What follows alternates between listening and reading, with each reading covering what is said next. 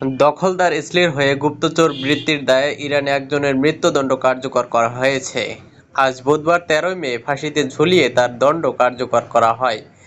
সংবাদ মাধ্যম Al Jazeera জানিয়েছে, ইসলির কাছে গোপন তথ্য পাচারের অভিযোগ আনা হয়েছে ওই ব্যক্তির বিরুদ্ধে।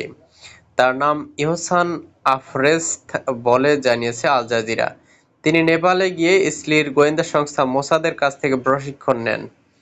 এরপর ইরানের স্পর্শকাতর গোয়েন্দা তথ্য ইসলির কাছে দেন।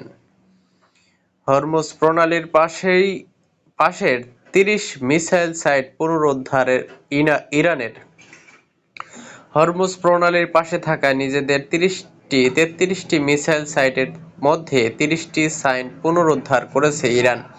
এতে করে সেখান দিয়ে চলাচল করা জাহাজগুলো ইরানি মিসাইলের ঝুঁকির মধ্যে পড়ে গেছে। বুধবার এক প্রতিবেদনে এই তথ্য জানিয়েছে মার্কিন সংবাদ মাধ্যম নিউ ইয়র্ক টাইমস।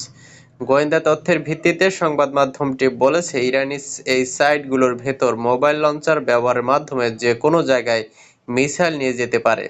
এছাড়া কিছু মিসাইল সাইটের লঞ্চ প্যাড আছে, যেখান থেকে লক্ষ্যবস্তুতে মিসাইলগুলো ছোড়া যাবে। যুক্তরাষ্ট্র ও দখলদার ইসলির হামলায় হরমুজের পাশে থাকা ৩৩টি সাইটের মধ্যে মাত্র ৩টি সাইট সম্পূর্ণ ধ্বংস হয়ে গেছে বলেও জানিয়েছেন মার্কিন গোয়েন্দারা। সূত্র আল জাজিরা ও নিউ ইয়র্ক টাইমস।